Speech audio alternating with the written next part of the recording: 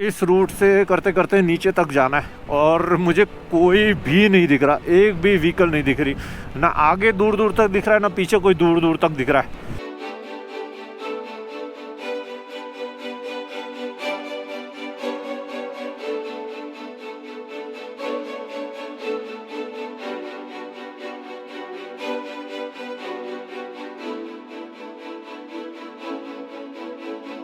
सो आपको ना एक बार इस छोटे से विलेज का ना टूर देता हूँ। वैसे तो कोई भी यहाँ पर दिखेगा नहीं क्योंकि ये ऑलमोस्ट ऑफ सीज़न हो चुका है। यहाँ पर हार्डली मुझे कोई 2-4 लोग एज अ टूरिस्ट यहाँ पर दिख रहे हैं, लेकिन घरों की बनावट देखो, प्रॉपरली ना ये एक लाइन में बने हुए हैं, ऐसे नहीं कि टेढ़े मेढ़े से बने हुए हैं, और सारे के सारे लकड़ी के बने हुए हैं। नीचे जो दिख रहा है वो सीमेंट सारा बेस है और ऊपर जो है पूरा लकड़ी का बना हुआ है। उसका मेन रीज़न यही है कि यहाँ पर होती है बहुत तगड़ी स्नोफॉल, और स्नोफॉल जहाँ जहाँ भी आपको देखने को मिलती है ना, जैसे हमारे हिमाचल में भी है, उत्तराखंड में भी है, और जम्मू और कश्मीर के रीजन में भी है, वहाँ पर भी आपको इसी टाइप के घर देखने को मिलते हैं। कितना सही लग रहा है यार, मैं तो ऐसे ही वहाँ खड़ा था, एक बार मैंने सोचा चलो खुद भी देखता हूँ और आपको भी दिखाता हूँ। और ये जो है ना, ये लकड़ियाँ इकट्ठी पहले ही कर लेते हैं क्योंकि आगे विंटर्स आएंगी, स्नोफॉल स्टार्ट हो जाएगी और फिर इनके लिए लकड़ियाँ इकट्ठा करना मुश्किल हो जाएगा, चाहे वो जानवरों के लिए हो चाहे रूम को गर्म करने के लिए। ये लकड़ियाँ जो है ना, ये पहले ही यहाँ पर इकट्ठी कर लेते हैं। तो ये यूनिवर्सल कल्चर है, अपने इंडिया में भी यही चीज़ देखने को मिलती है और यहाँ पर भी सेम वही चीज़ देखने को मिल रही है। जैसे मैंने बताया ना, कोई इंसान नहीं दिखेगा, मुझे ऐसा लग रहा है कि खाली मैं ही हूँ इस जगह पर और कोई भी नहीं है। हर बंदे ने यहाँ पर देखो, हर बंदे ने यहाँ पर लकड़ियाँ इकट्ठी कर रखी हैं। और ऐसी चीज़ें तो मैंने आपको बहुत बार दिखाई हैं, कश्मीर की भी बहुत वादियों में दिखाई है और हिमाचल में भी ऐसा मैंने बहुत दिखाया है। तो मुझे लगा कि एक छोटा सा आपको टूर दे दूँ यहाँ से निकलने से पहले, ताकि एक आपको आइडिया लग जाए। लेकिन बहुत ही खूबसूरत यार ये विलेज है। तो ये वाला है अपना अपार्टमेंट होटल जहाँ पर हम स्टे कर रहे हैं। बेसिकली हमारा होटल है, अपार्टमेंट नहीं है। तो मैं शायद आपको प्राइस बताना भूल गया। लगभग इस जगह पर हमने 2 रूम लिए हैं और एक रूम के जो हमने चार्जेस दिए हैं वो दिए हैं, एक डबल रूम का 18,000 और सिंगल रूम का 13,000 रुपीज़। और ये भी बताऊं, बहुत रीज़नेबल और कम प्राइस है। Switzerland actually one of the most expensive country है और यहाँ पर आपको जो रूम्स मिलते हैं, अगर आपको सही जगह पर रहना है तो 25,000, 30,000, 35,000 इतना तो आपको पे करना ही पड़ेगा, या फिर आपको डॉर्मेट्री लेनी पड़ेगी जो एक बेड के लगभग 5 से 6 हज़ार रुपये है ही है, मिनिमम बता रहा हूँ मैं आपको। तो आज हमारा 2 चीज़ें को प्लान है। एक, यहाँ से हम ग्रिम्सल पास जाएंगे और उसके बाद हम लोग लॉटरबैनन पहुँचेंगे। अब यहाँ से चलते हैं, अपनी जो आज की राइड है वो स्टार्ट करते हैं भगवान का नाम लेकर। जय माता दी, माता रानी सही सलामत आज हमें अपनी डेस्टिनेशन पे पहुंचाना। ये सबसे बुरी चीज़ होती है जब आप जस्ट अपने होटल या अपार्टमेंट से निकलो और एकदम से बारिश स्टार्ट हो जाए। बीच में हो जाए तो चलता है, लेकिन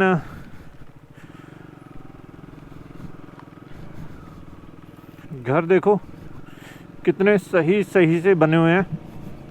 यही मैं कह रहा था कि इन्होंने जिस हिसाब से कंस्ट्रक्शन करी है ना, बिल्कुल एक प्रॉपर कंस्ट्रक्शन होती है ना, वैसे कर रखी है। घरों की लाइन बिल्कुल एक स्ट्रेट लाइन में है, ऐसा नहीं है कि कोई घर यहाँ है कोई वहाँ पर है। बहुत सही तरीके से ये विलेज बसा रखा है इन लोगों ने। बेसिकली सारे विलेजेस इनके प्रॉपरली बसे हुए हैं और यहाँ पर आपको हार्डली देखो कोई टूरिस्ट दिखेगा, कोई लोग दिखेंगे। ये है ट्रेन का ट्रैक, सही छोटे से ब्रिज के ऊपर अगर ट्रेन ऐसे जा रही होती दिखती तो कितना सही लगता देखने में।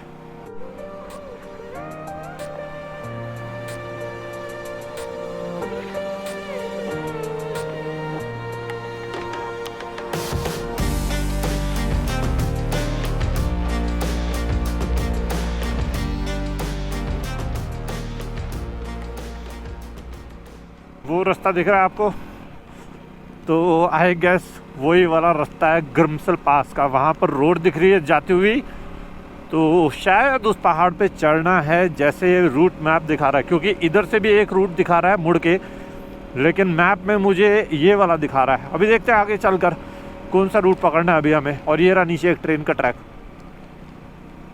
ये यहाँ पर बहुत सही है यार, अगर ट्रेन दिख जाए ना। लेकिन एक चीज़ दिखा दो मैं आपको, इन्होंने ना यहाँ दरवाज़ा लगा रखा है, रास्ता बंद कर रखा है, लेकिन कितना यूनिक कॉन्सेप्ट है ना ये। अभी तो जस्ट पास पे चढ़ने की शुरू ही हुआ है और ये देखो क्या अमेजिंग व्यू आ रहा है। और हम वहाँ नीचे से आ रहे हैं, वो मुझे याद है वो टनल सी, उसके बाद पता भी नहीं लगा यार कितनी जल्दी हम लोग ऊपर भी आ गए यार। और अभी तो हमें बहुत ऊपर जाना है यार, बहुत ऊपर। ये दिखा रहा है अभी भी 4 किलोमीटर। जस्ट इमेजिन हमें 4 किलोमीटर अगर ऐसी रोड पे ऊपर जाना है तो कितना ऊपर होगा अभी भी ग्रिमसेल पास।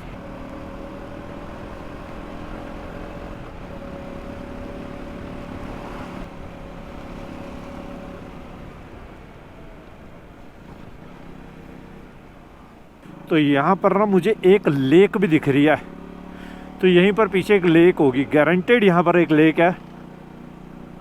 और हम ऑलमोस्ट 700 मीटर पे ग्रिमसेल पास पहुँच ही गए। ये लिखा ग्रिमसेल, तो ये है ग्रिमसेल,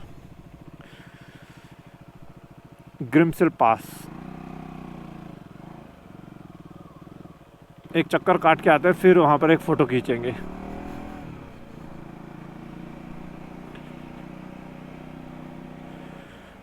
ओह नाइस, बोला था ना एक छोटा सा लेक है यहाँ पर।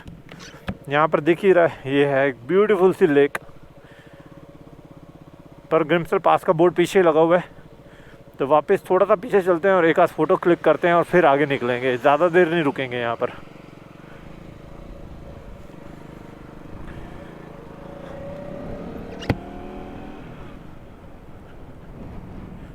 We are at ग्रिमसेल पास। ग्रिमसेल ज़्यादा नहीं है, 7000 फीट की हाइट पे है। अगर इंडिया से कंपेयर करोगे तो भाई कुछ भी नहीं है। इंडिया में हम 12000 फीट के पास को भी कुछ भी नहीं मानते, मतलब मानते तो हैं ऑब्वियसली। 10,000 से ऊपर कोई भी पास होगा वो बहुत हैवी बड़ा पास माना जाता है, लेकिन यस अच्छा तो लग ही रहा है। फ़ोटो खींचते फटाफट।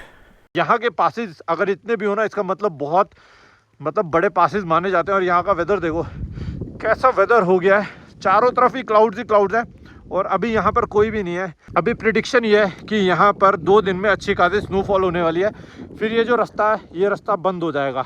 इसीलिए हमारी कोशिश थी कि जल्दी से जल्दी हम यहाँ पहुँचे और एक मेमोरी क्रिएट करें कि स्विट्ज़रलैंड के भी एक हाई माउंटेन पास पे हम अपनी मोटरसाइकिल को लेके आए हैं। चलो जी थोड़ा सा आगे बढ़ा जाए अब अपनी नेक्स्ट डेस्टिनेशन के लिए, जो कि है लॉटरबेनन। लेकिन अभी मैं थोड़ी देर पहले, हार्डली 5 मिनट पहले आया था। यहाँ पर दिख रही थी लेक और अब वो लेक नहीं दिख रही। मुझे लगा था यहाँ पर किसी जगह पर लोकेशन पे आके फ़ोटो वोटो क्लिक कर दूँगा, लेकिन अब लेक ही नहीं दिख रही। तो यहाँ पर ऐसा वेदर हो जाता है। हमारे जो माउंटेन पासेस होते हैं ना, उनको हम 10,000 से ऊपर को जो बोलते हैं हम बड़े पासेस बोलते हैं, क्योंकि वहाँ पर अगर 10,000 फीट हाइट है ना, तो इसका मतलब वहाँ पर गारंटेड स्नोफॉल पड़ती होगी। तो ये तो होता ही होता है। फ़ोटो क्लिक करने के लिए तो बहुत सही जगह है ये।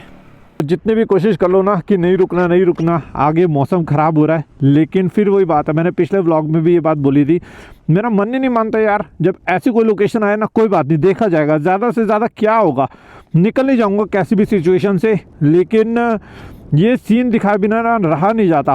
तो अभी जैसे आपको पता ही है हम ग्रिमसेल पास पे ही हैं और इतनी तेज़ हवा चल रही है यहाँ पर, इतनी तेज़ हवा चल रही है कि मैं अपने ग्लव से हाथ भी बाहर निकाल रहा हूँ ना, देखो कैसे लाल हो गए हैं 2 मिनट में। और यहाँ पर ज़्यादा लोग नहीं है, टूरिस्ट इस समय नहीं है, लेकिन यहाँ पर होटल्स हैं। और यहाँ पर मैंने ज़्यादातर पता क्या देखा है, सुपर कार्स बहुत आती हैं भाई, पासेस पे खासकर। विजिबिलिटी देखो क्या हो गई। और अभी हमें डिसेंड करना है तो कोई प्रॉब्लम नहीं है, क्योंकि वेदर अब जैसे जैसे हम नीचे उतरेंगे ठीक ही होता रहेगा।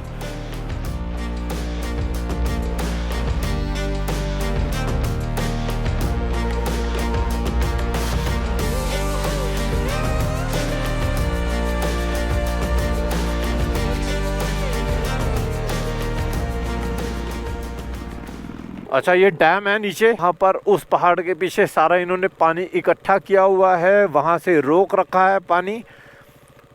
तो कुछ वहाँ पर पूरा बर्फ़ की चादर दिख रही है पहाड़ों पे ढकी हुई पूरी की पूरी। तो इस रूट से करते करते नीचे तक जाना है और मुझे कोई भी नहीं दिख रहा, एक भी व्हीकल नहीं दिख रही, ना आगे दूर दूर तक दिख रहा है ना पीछे कोई दूर दूर तक दिख रहा है।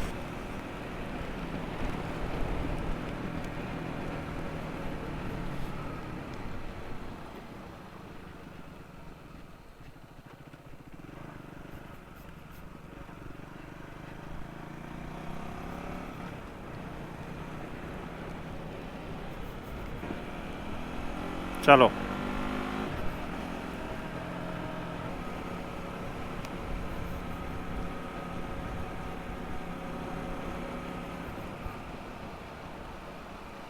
नाइनटीन 1985 यहाँ पर लिखा हुआ है 1985, तो शायद इसका मतलब है कि 1985 में बनी थी टनल। अब यहाँ पर मौसम देखो ठीक हो गया ना, धूप भी दिख रही है और बारिश भी नहीं है। यहाँ पर पासेस पे हमेशा होती है। तो मोस्ट प्रोबेबली ये जो पास हमने अभी किया ना, ये इस राइड का आखिरी पास था। इसके बाद हम कोई माउंटेन पास नहीं करने वाले कवर, क्योंकि हमारा यही प्लान था कि हम 2 दिन में 4 पासेस को कवर करेंगे, और वही हमने किया।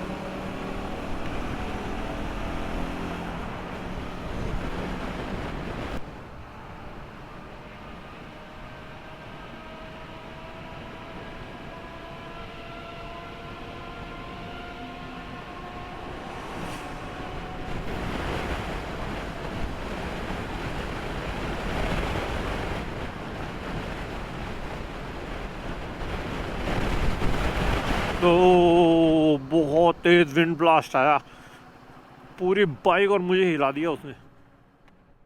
ओ भाई साहब, सामने पहाड़ों का व्यू देखो, पर गोप्रो के एंगल से मज़ा नहीं आएगा, दूसरे एंगल से देखो।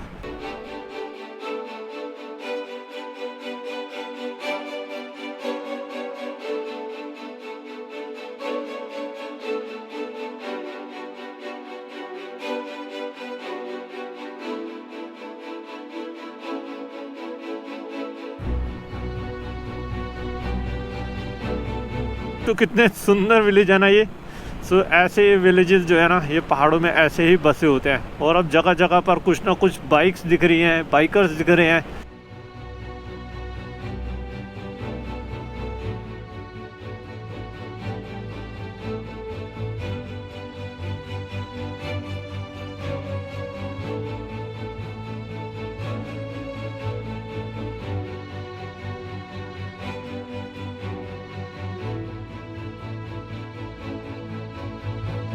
अब ये दिखाना मुझे एक्चुअली स्विट्ज़रलैंड, जो हम फोटोज़ में वीडियोस में देखा करते हैं, पूरी घास ही घास दिखेगी आपको, दूर दूर सिर्फ आपको पहाड़ ही पहाड़ दिखेंगे, साथ में एक रिवर चल रही है, गायें दिख रही हैं, भेड़ दिख रही हैं, दूर दूर तो मुझे पूरे दिख रहे हैं फार्म्स। और पता है सामने कैसा व्यू दिख रहा है, सामने पूरा दिख रहा है जैसे क्लाउड्स की परत होती है ना, पूरी वहाँ पर आ गई है।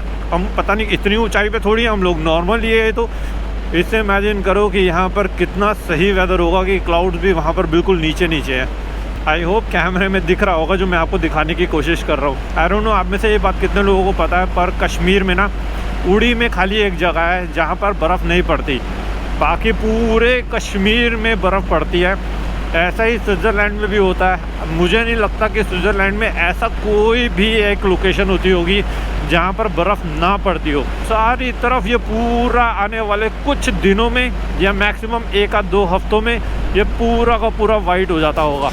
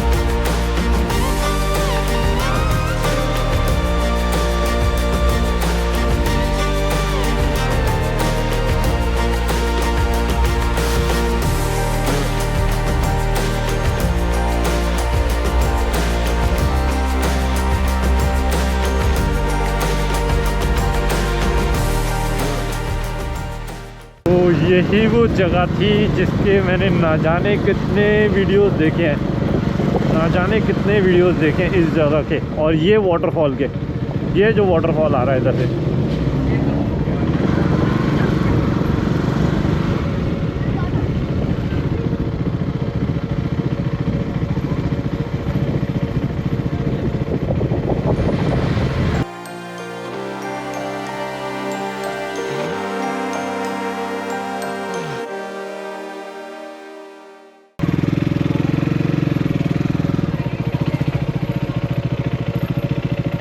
तो सबसे पहले लॉटरबेनन में आते ही ना मैं आपको ये वाटरफॉल दिखाना चाहता हूँ। पता नहीं ना जाने मैंने कितने यूट्यूब पे वीडियोस देखे हैं इस जगह के, और मुझे लगा कि सबसे पहले अगर लॉटरबेनन में मैं उतरूँगा ना बाइक से तो यही आपको वाटरफॉल दिखाऊँगा। तो चलो थोड़ा सा आगे देख के आते हैं लॉटरबेनन कैसा लग रहा है। देखने में तो बहुत ही ज़्यादा खूबसूरत दिख रहा है, बहुत सही दिख रहा है दिखने में तो।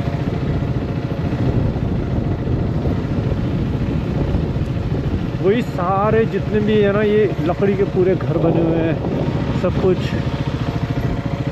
तो अगर आपको बिल्कुल ही सिटी सेंटर के अंदर रहना है लॉटरबेनन तो भाई बहुत पैसे खर्च करने पड़ेंगे, बहुत ज़्यादा। लेकिन हमें क्या, हमारे पास तो मोटरसाइकिल है, हमारे को टैक्सी कैब घोड़ा कुछ करने की ज़रूरत तो है नहीं। सीधा बाइक उठाई और चल दिए।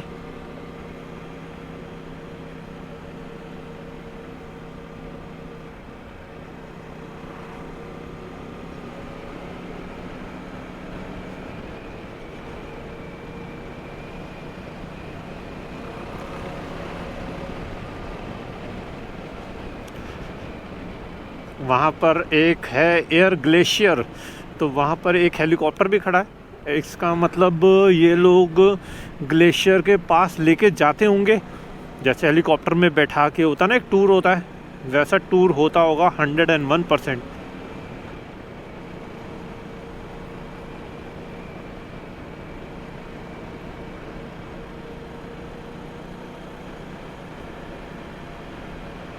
कितना सही, कितना सही।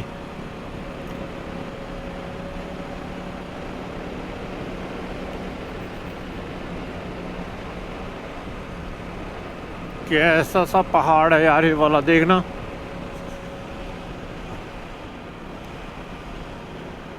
जगह जगह पर इस पहाड़ पे वाटरफॉल है, क्योंकि इसके पीछे होंगे बहुत बर्फ़ के पहाड़ और वहाँ से पानी पिघल रहा होगा। अभी तो विंटर स्टार्ट नहीं हुई है, चलो प्री विंटर है और अच्छा खासा फ्लो है पानी का।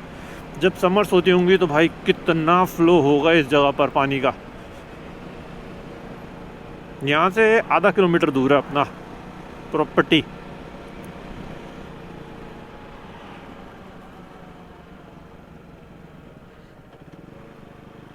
तो इंडियंस मुझे बहुत दिख रहे हैं, क्योंकि स्विट्ज़रलैंड में सबसे ज़्यादा अगर टूरिस्ट किसी कंट्री का आता है ना, अगर मैं टॉप 2 में बोलूँ तो एक इंडिया है और दूसरा आई गेस यूरोप की कोई कंट्री होगी या फिर चाइना। तो ये है अपना अपार्टमेंट आज का।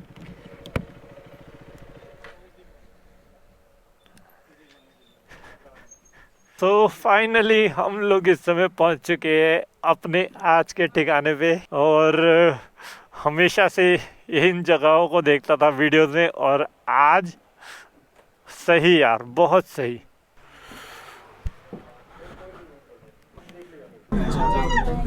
Çok sert gözüküyor. Ay ben bakamayacağım. Adam güzelliğe bak. Yavaşlıyor da. Habibi. There we go. Habibi, come to Dubai.